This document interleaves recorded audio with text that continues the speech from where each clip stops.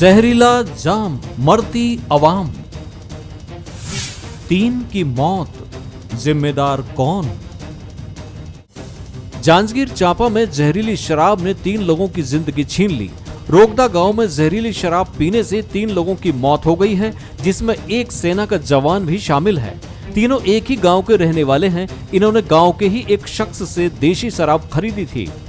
शराब पीने के बाद 3 लोगों की मृत्यु हुई है। उनको नवागढ़ अस्पताल में लाया गया था। डॉक्टरों द्वारा मृत घोषित किया गया है। उनका पंचनामा करके पोस्टमार्टम की कार्रवाई की जा रही है। अब इस मामले ने प्रदेश की सियासत को भी गरमा दिया है। घटना के बाद नेता प्रतिपक्ष नारायण चंदेल मृतकों के परिवार वालों से मिलने पहुंचे, लेकिन इस दौरान उन्होंने इस घटना के लिए सरकार को जिम्मेदार ठहराया। तो वहीं बीजेपी प्रदेश अध्यक्ष अरुण साव ने सरकार से पीड़ित परिवार को 50 लाख रुपए देने की मांग की। यह घटना अत्यंत ही दर्दनाक है, दुखदाई है और मृतक परिवारों के प्रति हम अपनी गहरी शोक संवेदना व्यक्त करते हैं। 3 लोग असमय काल के गाल में समा गए और इसके लिए जो भी दोषी है, चाहे वो शासन का व्यक्ति हो, प्रशासन का व्यक्ति हो, उसके खिलाफ कड़ी से कड़ी कार्रवाई की जानी चाहिए। लोगों के स्वास्थ्य और जीवन से खिलवाड़ करने का काम ये सरकार नकली शराब बेचकर कर रही है और ये जो 3 मौतें हुई है इसका कोई जिम्मेदार है तो भूपेश बघेल की सरकार है, कांग्रेस की सरकार है, जो घोटाला करने के लिए, वसूली के लिए, पैसे के लिए इस प्रकार से नकली शराब छत्तीसगढ़ में बेचकर लोगों की जान ले रही है। जो 3 लोगों की जान जांजगीर जिले में गई है, सरकार उनको 50-50 लाख रुपए का मुआवजा दे। जहरीली शराब पीने से 3 लोगों की मौत का जिम्मेदार बीजेपी कांग्रेस सरकार को ठहरा रही है, लेकिन इधर कांग्रेस ने उल्टा ही तत्कालीन रमन सरकार को घेर लिया। कांग्रेस आरोप लगा रही है कि बीजेपी ने 4400 करोड़ का घोटाला किया था, इसलिए तत्कालीन सीएम और आबकारी मंत्री की जांच होनी चाहिए। देखिए, डॉक्टर रमन सिंह की सरकार के समय डॉक्टर रमन सिंह जी के संरक्षण में छत्तीसगढ़ के आबकारी विभाग में 4400 करोड़ का शराब घोटाला हुआ था। 2 काम करके यह घोटाला को अंजाम दिया था। तत्कालीन समय में जो अन्य राज्य सरकारें देती थी उसका 2.5 गुना अधिक कमीशन का भुगतान करके घोटाला किया था, जिसके बारे में सीएजी ने भी आपत्ति दर्ज की थी। आज हम मांग करते हैं कि इस मामले में तत्कालीन मुख्यमंत्री, तत्कालीन आबकारी मंत्री, तत्कालीन आबकारी सचिव के खिलाफ भी जांच होनी चाहिए। छत्तीसगढ़ में शराबबंदी एक अहम मुद्दा है, लेकिन प्रदेश में शराबबंदी नहीं हुई, इसके पीछे जो एक वजह बताई गई वो ये भी थी कि अगर शराबबंदी हुई तो जहरीली शराब तैयार होने लगी, जो लोगों की जान के लिए खतरनाक साबित होगी। लेकिन अब जहरीली शराब से मौत की घटना ने कई सवाल खड़े कर दिए हैं और इस घटना के लिए जिम्मेदार कौन है, ये भी एक बड़ा सवाल है। Bureau report, Bansal news.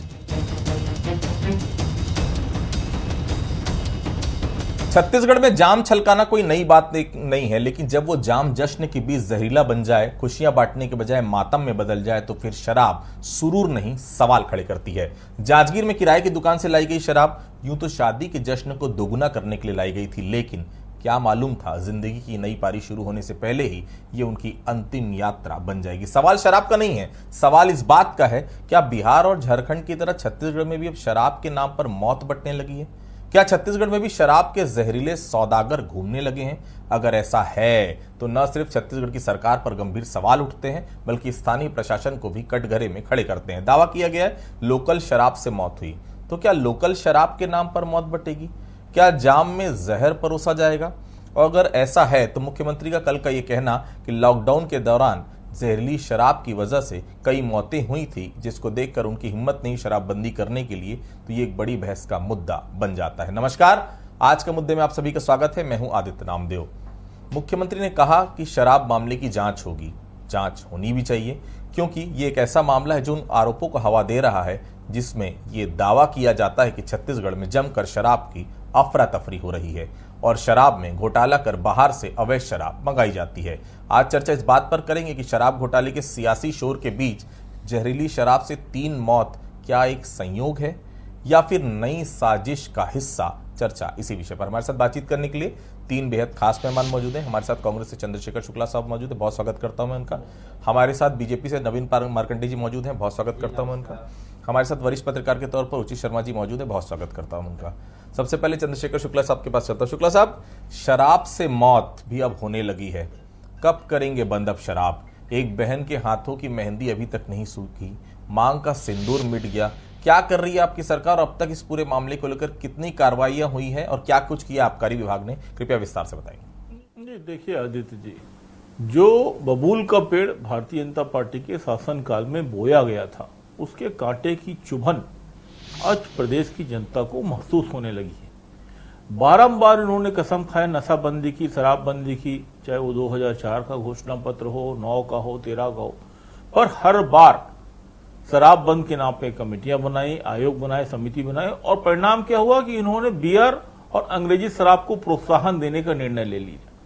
और परिणाम यह हुआ कि उसके कमाई की लालच में रमन सिंह की सरकार ने खुद ही शराब बेचना चालू कर दिया। वो सारी नीतियां कहीं न कहीं एक कोड़ की तरह छत्तीसगढ़ की जनता को सता भी रही है, चुप भी रही है। इन सालों में भारतीय जनता पार्टी ने खासकर 2012 से लेकर 18 के बीच 44,000 करोड़ का घोटाला किया, और जो गुणवत्ता विहीन शराब थी, जिनको 4400 करोड़, जो जिनको भारत की जो एक संस्था होती है Indian made foreign liquor IMFL जो लाइसेंस देती है, वो गुणवत्ता विहीन मानती थी, उसको भी यहां ना सिर्फ बेचने दिया बल्कि भारी भरकम बड़ी कीमतों में बेचने दिया। परिणाम यह हुआ कि छत्तीसगढ़ की जनता को एक तो गुणवत्ता विहीन शराब मिली, दूसरी उसकी महंगाई की चपेट में आके गांव-गांव में, खासकर ऐसे जगह में जहां पे उनको संरक्षण मिलता था, कहना नहीं चाहूंगा मैं, लेकिन जांजगीर जैसी जगह जहां नेता प्रतिपक्ष आते, जहां उनको संरक्षण मिलता था, वहां इस प्रकार के लोग घर में जहरीली शराब बना लगे और अब उसको पीने भी लगे, जिसका आज दुष्परिणाम सामने आया है।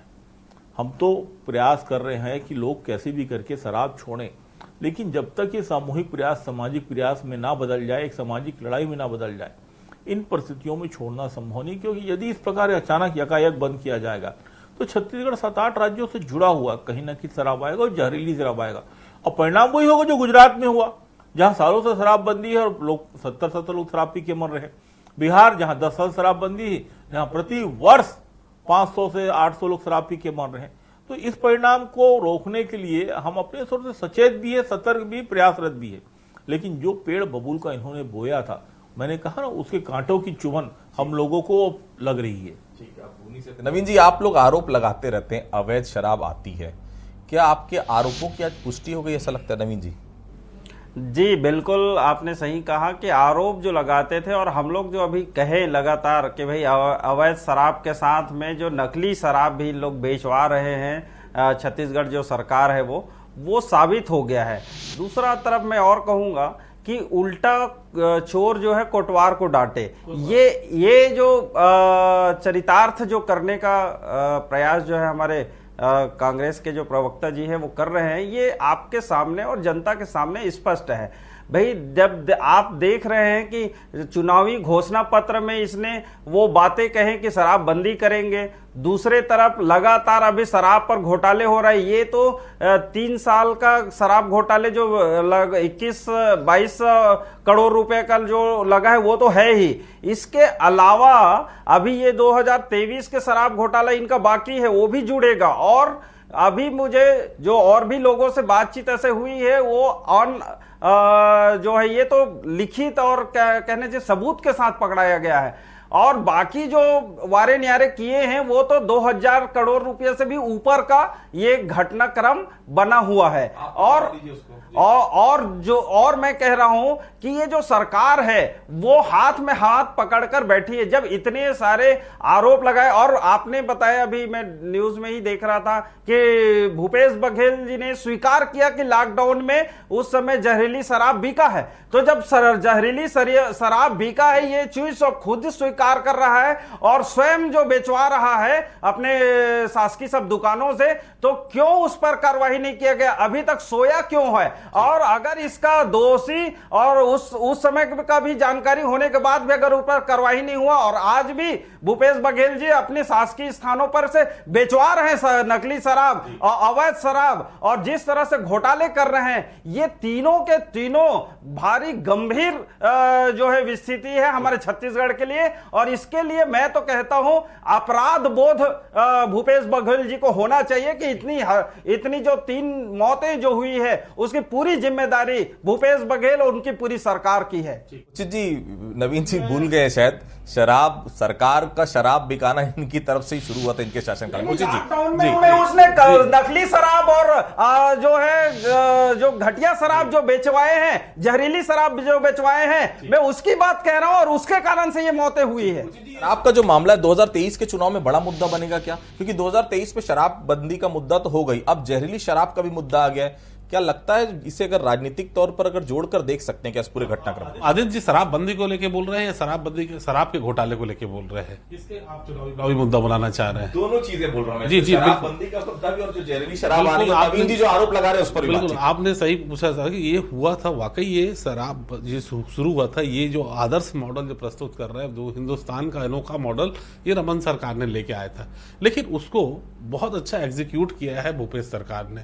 हकीकत वो बनाया था लेकिन रमन सरकार ने ब्रेवरेज कॉर्पोरेशन को भंग नहीं किया। उन्होंने ये भूपेश सरकार ने ब्रेवरेज कॉर्पोरेशन भंग किया और 3 प्राइवेट आदमी को दे दिया कि आप इसकी खरीदी बिक्री आप करो और जो आपको करना करो।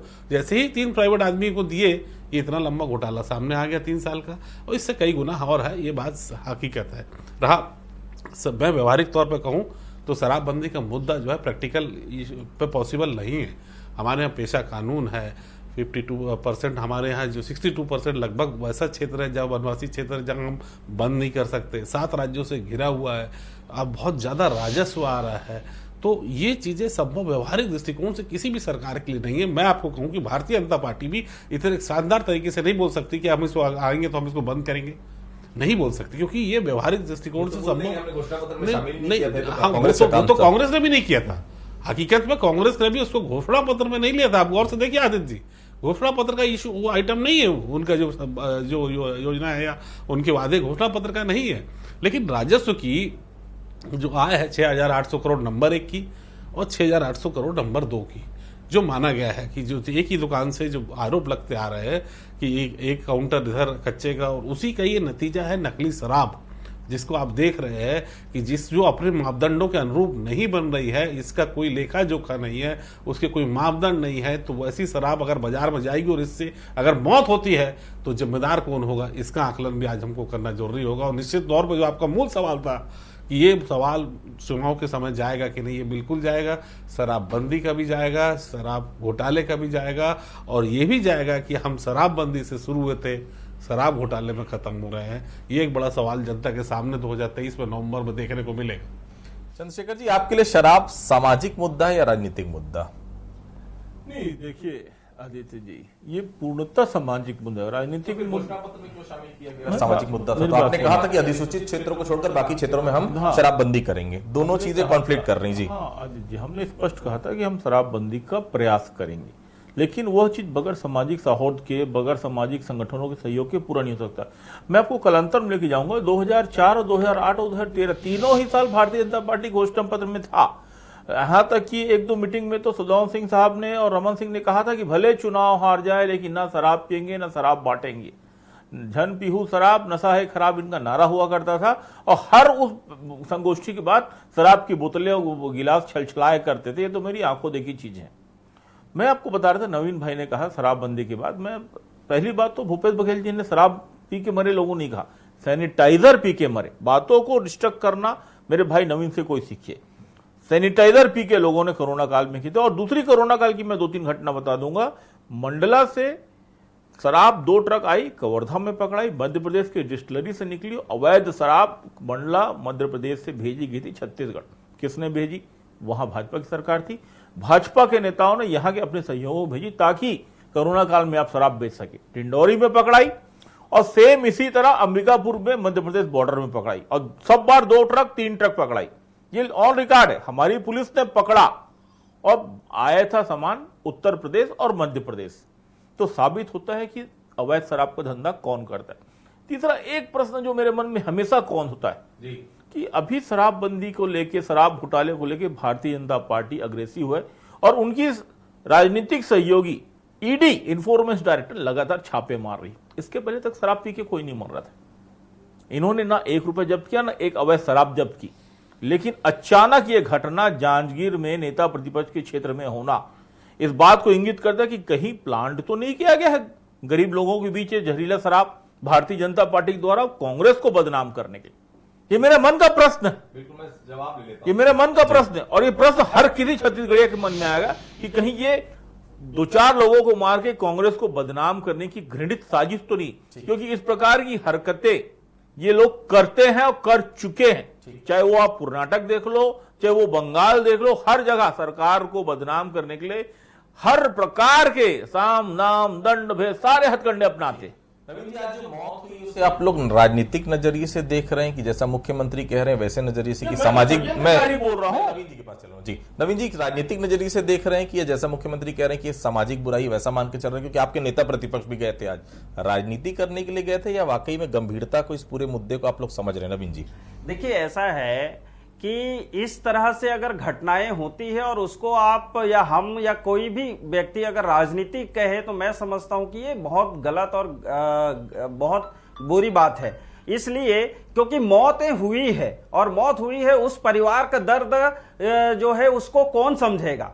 दूसरी तरफ मैं कहना चाहूंगा कि जिस तरह से राजनीतिक से रोटी सेकने में लगे हुए हैं ना नवीन जो जी, बातें कह रहे हैं नवीन जी, आप लोग तो राजनीतिक रोटी सेकने तो लगे हुए हैं ना, कि जिस तरह से कांग्रेस इस तरह से बातें करके अपने जो अपराध को छुपाने का प्रयास कर रहा है और दूसरे उजागर कर रहे हैं आपकी मंशा भाई, लाचारी की बातें षड्यंत्र उजागर कर रहे हैं, जनता के सामने आप लोगों के षड्यंत्र को उजागर कर रहे हैं कि आपको सरकार चलाने का अधिकार नहीं है, आपके षड्यंत्र को उजागर कर रहे हैं। अगर जनता ने आपको चुना है और उसको बेशर्मी से और लाचारी से आप अगर नकार रहे हैं और दूसरे के ऊपर आरोप लगा रहे हैं, आप अपनी गलती अपना अपराध स्वीकार नहीं कर रहे हैं। मैं समझता हूं इसको जनता देख रहा है और अगर सरकार अगर इस तरह से कहीं ना कहीं जो बिना जवाबदारी के अगर अपनी जवाब देता है तो मैं समझता हूं कि अभी चुनाव ज्यादा दिन नहीं है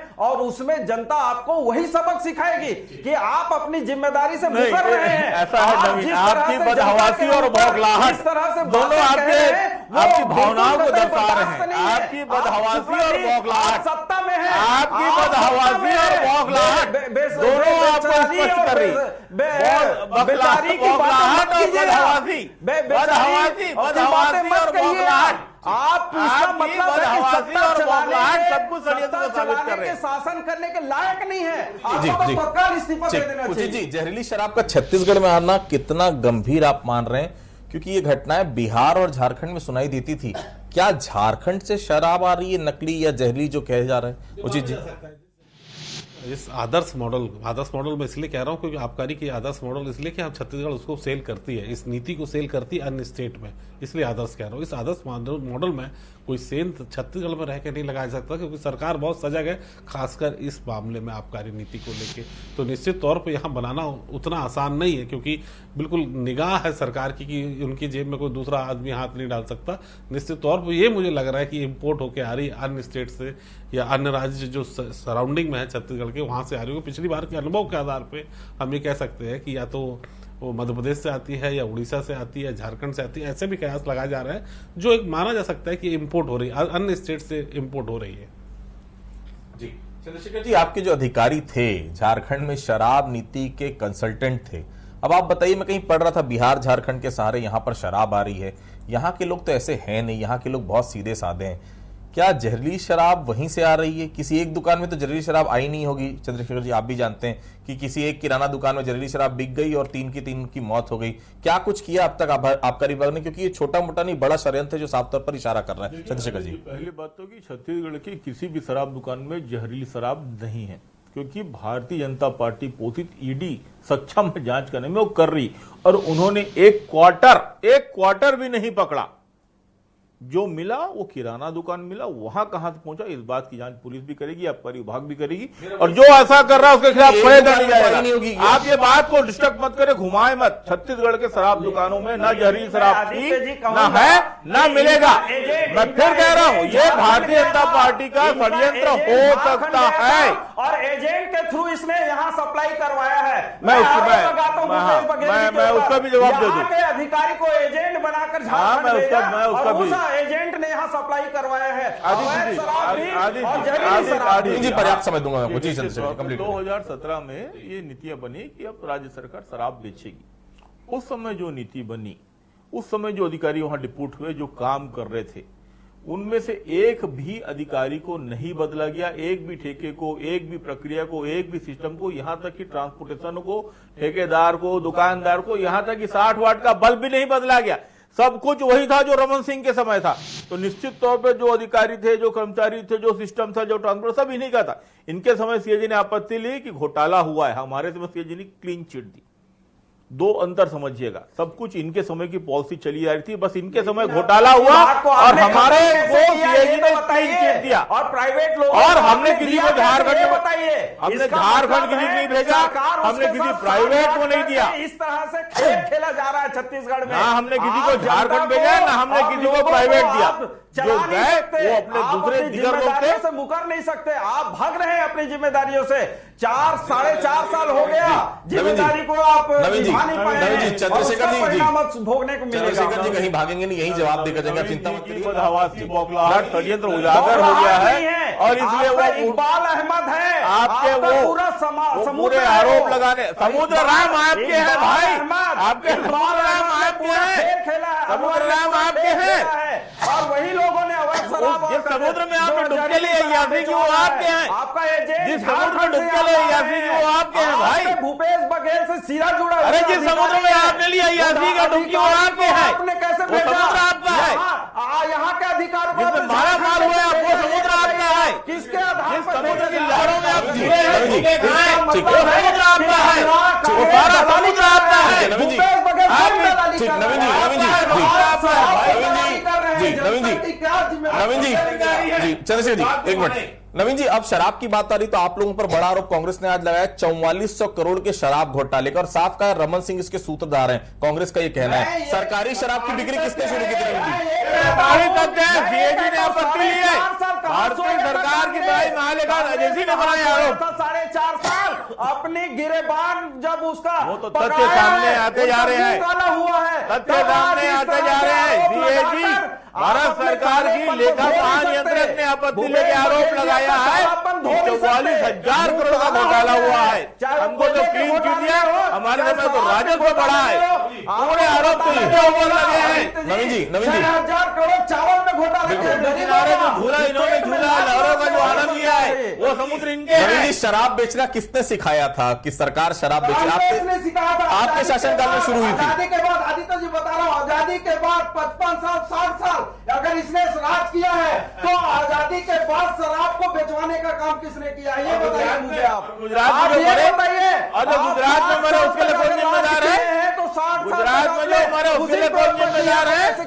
गुजरात में जो मरे, जो मुद्दापुर में रोड ट्रस्ट पकड़ा रहा है उसके लिए कौन जिम्मेदार है? शराब को बेचने वाला भी कांग्रेस है और अवैध शराब और नशीले जहरीली शराब भी कांग्रेस ही बेचवा रहा है। और इसका पूरा श्रेय कौन को जाता है? यहाँ के मुख्यमंत्री भूपेश बघेल जी को जाता है। 70 साल पहले कभी उसने जिस तरह पहले कभी जनता की हत्या कर रहा है, समझिए। आप नकली दवाई दारू लाने वाले, आप नकली दारू बेचवाने वाले, आप मीडिया षड्यंत्रकारी, आप अपनी जिम्मेदारियों को मीडिया देख रही, जनता समझ रही, षड्यंत्रकारी आप मध्य प्रदेश से, यूपी से बचा है, नकली शराब आ रही है, वो मीडिया देख रही, जनता देख रही है। जिस तरह से धोखा, अरे मीडिया देख रही है आपको नकली शराब को दिया, जनता को धोखा दिया है, छत्तीसगढ़ वासियों को, छत्तीसगढ़िया के नाम पर यहाँ के गरीबों के चावल बेनकाब हो गए हैं आप, डाल रहे चावल, चिल्लाइए, बेनकाब हो गए हैं आप, आपका षड्यंत्र खुल गया है, अपराधी है, उल्टा चोर को ठीक है, ठीक जी जी जी ठीक। उचित जी, इस पूरे मामले को किस रूप में दिखना चाहिए? शराब माफिया के अलग तरीके से प्रदेश में तैयार हो रहा है, कोई रैकेट बन गया जहरीली शराब बनाने, कैसा लग रहा है आपको? निश्चित तौर पर भारतीय जनता पार्टी और उनके गुर्गे, उनके लोग ये काम करने में लगे हुए हैं। जी जी, ये बात सच है कि 2017 में पॉलिसी बीजेपी ने चालू की थी उसको एग्जीक्यूट कांग्रेस सरकार ने बहुत अच्छे से किया। ये बात भी है कि ब्रिवरेज कॉर्पोरेशन का एक पार्ट भंग करके FL10 लाइसेंस जो खरीदी बिक्री के लिए होता है वो 3 प्राइवेट आदमियों को दिया गया, और उन 3 प्राइवेट को बिल्कुल अनुभव नहीं था, जिनको मार्च में काम दिया गया। वो कंपनी ही जनवरी में इजाद हुई थी और खड़ी हुई थी। ये पूरे काम एक ऑर्गेनाइज ऑर्गेनिक तरीके से किया गया, ये सात्विक सत्य है। और ये एग्जीक्यूट जिस तरीके से ग्रोथ बढ़ रही है इस रेवेन्यू की, और वो हम एक सरकारी तौर पे हमने 5 प्रदेशों को ऑफर किया था कि हमारा ये मॉडल आप खरीदें और 2.5% हम चार्ज करेंगे। ये अनऑफिशियल लोग नहीं गए थे, ऑफिशियल छत्तीसगढ़ सरकार की तरफ से प्रस्ताव गया था, झारखंड ने स्वीकार किया। 5 से 6 करोड़ रुपए हमने उनसे रेवेन्यू के रूप में चार्ज भी किए। ये बात हकीकत है, इस बात को नकार नहीं सकते। कोई भी बैठे यहाँ पे, जितने भी नेता नगरी के लोग हैं, सच्चाई को छुपा नहीं सकते। हमारा इतना आदर्श मॉडल है कि हम 1200 रुपये पूरे हिंदुस्तान में, आदित्य बड़ा एक सिस्टम तरीका, 1200 रुपये प्रति व्यक्ति आय होती है शराब से पूरे हिंदुस्तान में, एवरेज बता रहा हूँ। छत्तीसगढ़ ऐसा प्रदेश है जहां 2300 रुपये प्रति व्यक्ति आय और राजस्व लिया जाता है। कभी शराबबंदी नहीं हो सकती। व्यवहारिक तौर पे ये सरकार चलाने के लिए ये शराबबंदी कोई भी सरकार है आई बंद नहीं कर सकती। व्यवहारिक दृष्टिकोण यही है। तो देखिए, शराब पर संग्राम जारी है। निश्चित तौर पर पहले अवैध शराब का मामला सामने आया, अब भारतीय जनता पार्टी ने जहरीली शराब की बात की। तो कुल मिलाकर 2023 में एक बड़ा मुद्दा शराब बन सकता है। आप सभी लोग हमारे साथ जुड़े, आप सभी लोगों को बहुत बहुत धन्यवाद। तो आज के मुद्दे फिलहाल इतना ही। बाकी खबरों के लिए आप बने रहिए बंसल न्यूज के साथ।